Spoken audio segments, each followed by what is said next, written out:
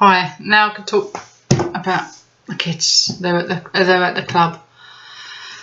What can I say? I am so worn out today. I was in a happy mood while I was at school. Molly comes in all hypo like she does and everything. And Jake, I don't know what's happening with him. He's in a foul mood. Well, not foul mood, I wouldn't say foul mood. He's just in one of them moods you can't get nothing out of him, or you say something to him, he's in a sarcastic response. He's not doing this, he's not doing that, you know. But he flipping is because I made him go to the club, so he can't get out of it. And then he gets there and his girlfriend's turning up late, so it's even wound him up even more. He's out the back on his own. I ain't going in there, I don't know nobody, I don't want to be in there, I don't want to talk to nobody. He knows everybody in there. It's just he chooses not to talk to them.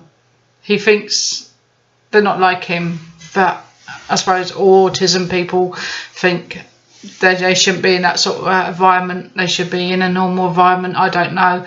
But it does get to me and it drags me down. And I have this hour and a half to do what I want to do while they're at the club.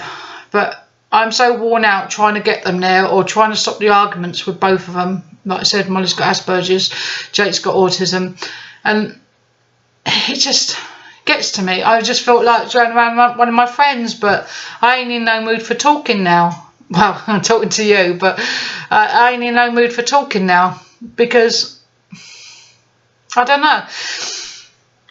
It's hard to explain when you haven't got it 24/7. When Jake's in a happy mood, we're all happy. Even Molly, you know, he puts up with her. But when he comes in home from school and he's in one of these moods that you can't get anything out of him. Sorry, I'm nearly enough crying myself. Get out of him what's going on. Sometimes he'll slip up when we're going in the car to the club and he'll tell me what's going on. But other times he just keeps it to himself. And we've been down the road with self-harming and all this. We've done that with him, not wanting to be here and everything. So you're forever trying to keep him happy, forever trying to keep him what he wants to do. Molly sometimes stays in the background, but we have to sort her out as well. But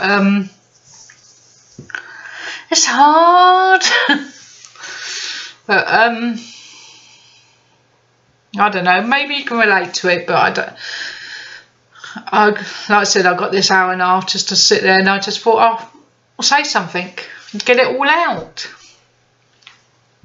He's got stupid. I'm stupid, I know. But being here on your own constantly, which I am, single parent. I have got a boyfriend at the weekends, but most of the time, majority on my own. But it's all about Jake and Molly constantly. I chose the life. I had the kids. It's my call. I wouldn't change it. But we have our ups and downs days. We have our good days. Like you can see some of the videos we do. We're sitting there laughing, joking.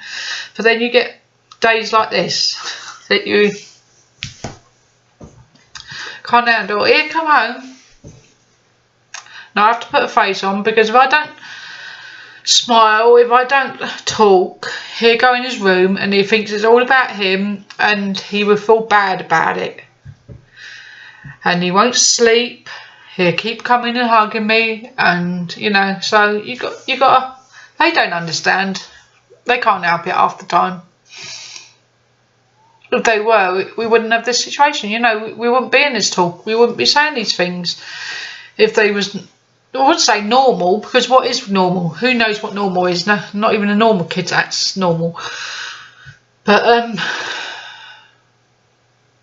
they only know what they know. That's not what I was trying to say. They see the world in different ways, and sometimes they look at other people and wish they was like that. And they know they can't be like that, and they try to be like that, and it doesn't work. They just can't handle the stress of life. They, you know, my boy is still, you know, he wants a job, but he can't get a job. But if you got him a job, you don't know if he could handle the job with people in it, you know. But he wants one so much. He wants to prove that he's the normal thing. He wants to prove that he can get on with life, and he wants a wage. He wants to learn to do stuff with his wage. But I don't know. I've just had good news back the PIP, so we got that all sorted out. That's a lot of stress out my mind.